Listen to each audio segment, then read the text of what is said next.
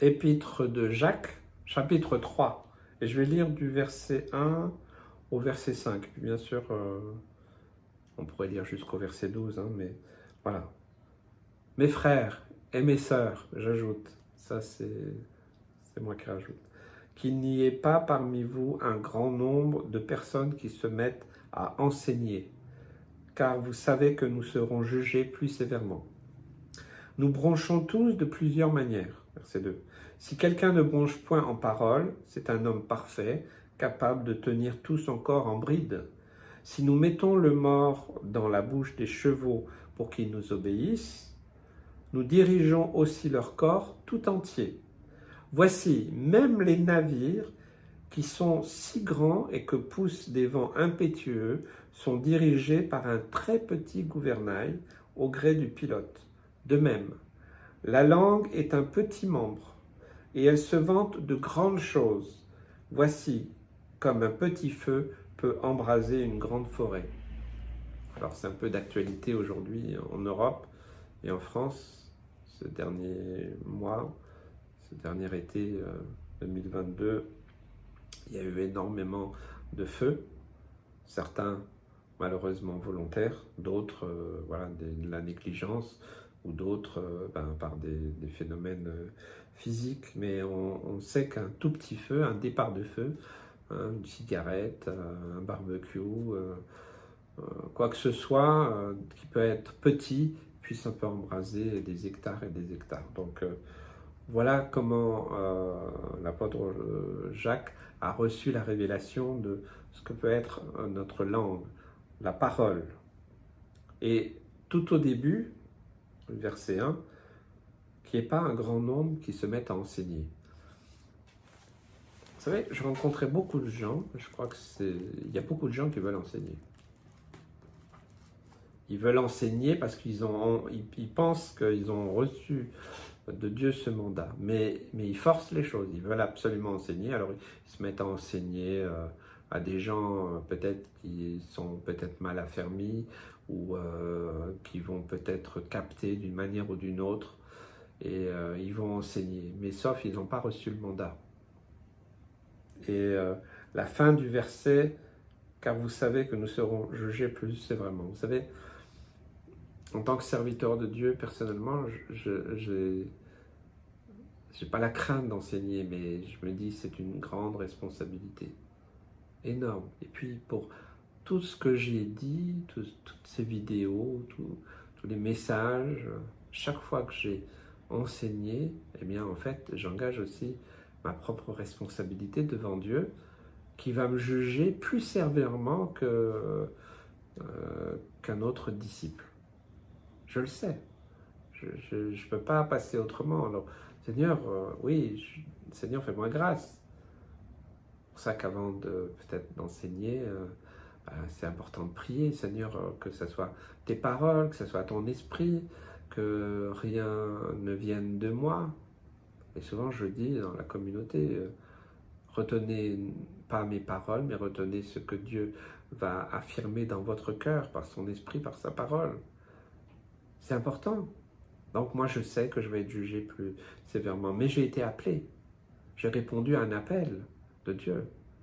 Hein, il m'a saisi dans des circonstances très particulières, mais j'ai vraiment été saisi par l'Esprit de Dieu. Moi, je ne voulais pas spécialement être pasteur. Hein, ce n'était pas du tout mon but. Hein. Mais Dieu m'a saisi, m'a attrapé. Et il m'a forgé, il m'a équipé, il m'a préparé et envoyé de Haute-Savoie en Normandie pour accomplir son œuvre, rentrer dans son plan, dans sa vision. Certains, ils ont une vision. Ah, c'est quoi ta vision? C'est la vision du Seigneur. C'est la sienne. C'est pas la mienne. Moi, je ne suis qu'un élément dans ce grand puzzle. Hein, et nous sommes tous membres les uns des autres. Donc, en tant que serviteur de Dieu, je sais que j'ai une responsabilité plus grande de ne pas dire n'importe quoi, de ne pas faire n'importe quoi, de ne pas aller n'importe où. C'est pas simple, parce que je sais. Certains, vous savez, dans des assemblées, là où il y a eu de la division, certains ont reproché des choses au pasteur, Ils ont sorti toutes sortes de choses. Mais ils oublient une chose, c'est que les pasteurs en question, certains, bon, ben, ils ont vraiment failli, donc de toute façon, on sera jugé plus sévèrement. Donc celui qui a failli va être encore jugé plus sévèrement. Mais par contre, les chrétiens qui jugent, condamnent, rejettent un serviteur de Dieu que Dieu a appelé, que Dieu n'a pas rejeté, ils commettent un acte encore bien pire. Serviteur de Dieu, on aura notre part et on va être jugé plus sévèrement que même quelqu'un peut-être qui a créé un trouble autre. Mais prendre le risque de s'opposer au choix de Dieu que Dieu n'a pas rejeté, alors là je dis, ça c'est s'attaquer directement à Dieu. C'est pas le sujet, mais ça nous parle des paroles quand même. Hein. On va dire l'entête de ces versets, alors il faut le prendre, c'est pas dans la parole de Dieu, ça a été mis après en plus, c'est la modération dans l'usage de la parole. Donc faisons attention dans l'usage de la parole, autant en tant qu'enseignant, appelé par Dieu à cela, que c'est pour ça que c'est important que beaucoup n'enseignent pas comme ça à la volée dans un coin. Après, oui, ben venez chez moi et commencez à faire des groupes en dehors de l'assemblée locale parce qu'ils pensent qu'il a un enseignement supérieur. Si vraiment tu es humble devant le Seigneur, tu as envie d'enseigner, alors place-toi devant le Seigneur et si le Seigneur te choisit, t'appelle, laisse-le confirmer cet appel, voilà, mais ne prends pas le risque d'enseigner comme ça juste parce que tu crois que. Hein, vous savez, moi je ne suis pas un grand théologien. J'ai fait une école biblique il y a des années, j'ai fait surtout l'école du Saint-Esprit. Voilà, mais j'aurais beaucoup de mal à enseigner si Dieu ne m'avait pas donné le mandat. Et pourtant, certains prennent le risque de parler, d'ouvrir la bouche. Voilà. L'Éternel a dit, enfin voilà, après il y a toutes sortes de gens qui n'ont pas reçu l'appel de Dieu, ou l'autorité, le mandat de Dieu, ils vont utiliser toutes sortes de systèmes pour s'imposer, pour arriver à, oui, l'Éternel m'a dit, ils vont peut-être prendre une forme de langage pour impressionner, pour, ah oui, quand même, voilà, Dieu m'a dit, voilà, Dieu vous a rien dit, mais j'aimerais vraiment que ceux et celles peut-être qui sont dans cet état d'esprit, avec amour et compassion, je vous aime, je ne vous juge pas, mais arrêtez, parce que vous vous mettez en danger. Si vous n'avez pas reçu le mandat de Dieu, arrêtez. Ou ceux qui ont peut-être créé des divisions et qui ont affirmé des choses alors que Dieu n'a pas reproché cela aux serviteurs, aux servantes, faites attention, vous ne luttez pas contre un homme, vous luttez complètement contre le choix de Dieu. Ça devrait être clair. Alors, le texte nous dit, nous bronchons tous de plusieurs manières. C'est vrai. Des fois on râle, des fois on n'est pas content, des fois... Avant de connaître Christ, ma mère disait souvent que mon père, sa bouche c'était une poubelle. Il disait beaucoup de grossièreté, beaucoup de gros mots. Et c'est pour ça que comme Dieu a fait une œuvre tellement puissante, c'est que du jour au lendemain, mon père n'a plus dit un seul gros mot, aucun mot grossier. Personne ne lui a dit, c'est vraiment une œuvre du Saint-Esprit. Je pense qu'il faut prier aussi pour ça.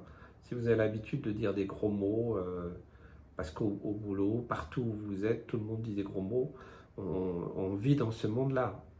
Des fois, des choses vraiment sales. Hein? Donc, ça ne devrait pas sortir de la même source. Il ne peut pas, c'est ce qu'il dira plus loin, verset 11, la source fait-elle jaillir par la même ouverture l'eau douce et l'eau amère. Priez pour cela. Demandez au Seigneur de purifier votre langage, de pas qu'il soit imprégné du monde, peut-être l'endroit où vous travaillez. Ah ben tout le monde dit des gros mots, alors ben moi aussi j'en dis. Ben non. Euh, parce que vous ramenez vos gros mots à la maison, les enfants les entendent. Déjà qu'ils les entendent à l'école, bah, vous n'allez pas leur rectifier, vous n'allez pas leur dire. Moi, ma mère, elle nous a élevés, bon, si on disait des gros mots, on s'en est souvenu, hein. Bon, peut-être chacun a ses méthodes, mais à l'époque, 30, 40, 50 ans, bah, voilà, c'était une bonne cuillère de harissa, hein. Bon, je ne suis pas en train de dire qu'il y a un système, mais je veux dire, mais il faut aussi enseigner à nos enfants que ben, les gros mots, la grossièreté, ça ne plaît pas à Dieu. Et je crois que c'est à nous de l'enseigner. Je me rappelle, des fois on ne sait pas, on vit dans un milieu. Je me rappelle une jeune fille qui disait des fois des gros mots. Alors je lui avais dit, écoute, je vais prier avec toi, que tu sois consciente. Pour que tu sois consciente, bah, tu fais une boîte et puis chaque fois tu mets 1 euro, chaque fois que tu dis un gros mot, et tu le dis autour de toi, comme ça les gens vont. Ouais, c'est peut-être un jeu au début, et puis à travers ça, le Seigneur a parlé à son cœur, et puis il a purifié, et puis elle n'a plus jamais dit de gros mots, mais elle a eu une belle petite caisse pour se faire plaisir. C'est des petites choses comme ça, des principes bibliques, mais je crois vraiment que aucune parole déshonnête sort de notre bouche, hein. Il le dit, la langue, c'est vraiment quelque chose vraiment de difficile. Comment on peut louer le Seigneur et puis critiquer son frère ou sa sœur ou d'autres? C'est incompatible. On a le droit de discerner, voilà. Mais c'est pour prier, c'est pour bénir, pour encourager, mais pas pour détruire. Parce qu'il y a la parole pour détruire. Moi, j'ai souffert aussi de paroles difficiles, dures, que j'ai entendues. On m'a accusé de certaines choses et je ne pouvais pas me défendre parce que sinon, bah, peut-être les gens ils pensent que je me justifiais. Seigneur, je me tais, c'est dur. Mais toi, tu sais, toi, tu as entendu, tu as tout vu. Et voilà. On m'a craché au visage. On a tenté de me tuer. J'en ai vécu des choses, on m'a envoyé des lettres de malédiction. Tout ça par des gens qui se disaient chrétiens. Donc je sais de quoi je parle. Mais Seigneur, je les bénis, je les aime. Garde-moi de ne pas répondre sur le même plan, de ne pas... Voilà. C'est toi qui justifie, Seigneur, c'est toi, c'est ta justice. De toute façon, tu vas me juger plus sévèrement. Donc, toutes les choses que j'aurais pas fait correctement, tu vas me le rappeler. Ok, tu m'as appelé, ok, j'ai dit oui. Alors, je dois accepter aussi d'être jugé par Dieu. Ok, donc, faisons attention dans nos rapports les uns avec les autres. Je parle bien aux chrétiens. Puis aussi le témoignage qu'on donne. Si vous dites que vous êtes chrétien, mais que votre bouche c'est une poubelle, que vous rigolez aux blagues salaces en dessous de la ceinture avec les autres, quel témoignage vous pouvez donner? Pas grand-chose. Donc faisons attention, hein, de la même bouche sortent la bénédiction, la malédiction. Il ne faut pas, mes frères, qu'il en soit ainsi. Il parle de l'eau salée et de l'eau douce. L'eau salée, elle ne peut pas produire de l'eau douce. Jacques, il est très pratique, j'aime bien.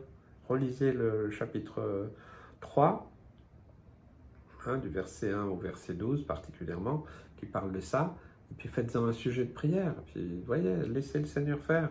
Puis si vous avez jugé, condamné quelqu'un ou un serviteur ou autre, eh bien, demandez pardon au Seigneur. Et puis dire, Seigneur, je sais qu'il sera jugé de toute façon, plus sévèrement. Mais je te demande pardon parce que j'ai proclamé des paroles mauvaises. Alors le Seigneur pardonne, c'est un Dieu de grâce. Je crois vraiment que ouais, la langue est un feu. C'est le monde de l'iniquité. C'est, vous savez, toutes ces publicités, ça rabâche. Vous savez, c'est une horreur aujourd'hui. Hein. Vous ne pouvez rien regarder, même Sur YouTube, avant, on pouvait regarder un film ou un reportage, mais là, tous les, je sais plus combien, vous avez... sinon, il faut payer, il faut payer. Donc, on est noyé, on est pollué par du langage ordurier ou du langage mensonger. Hein. On dit souvent le parlement, hein, les parlementaires, c'est bizarre. Donc on voit que c'est un monde de mensonges voilà, qui fait croire des choses qui sont fausses. Les gens qui commettent des crimes aujourd'hui, eh bien s'ils ont un bon avocat qui va savoir parler et justifier, ils peuvent s'en sortir sans rien. Ceux qui n'ont pas d'argent, ils vont se retrouver en prison pour de longues années. Nous ne vivons pas dans un monde juste. Nous attendons à la justice de Dieu, mais en attendant, faisons attention. Hein? Alors, il y a les proverbes aussi qui parlent de ça, hein? De faire attention à ce qu'on dit. Salomon aussi a parlé de cela, hein? En Ecclésiaste. Nous avons vraiment quelque chose à comprendre et que le Seigneur nous aide, que le Seigneur vous aide afin que vous soyez fortifiés et que vos bouches soient purifiées. Au nom de Jésus. Amen.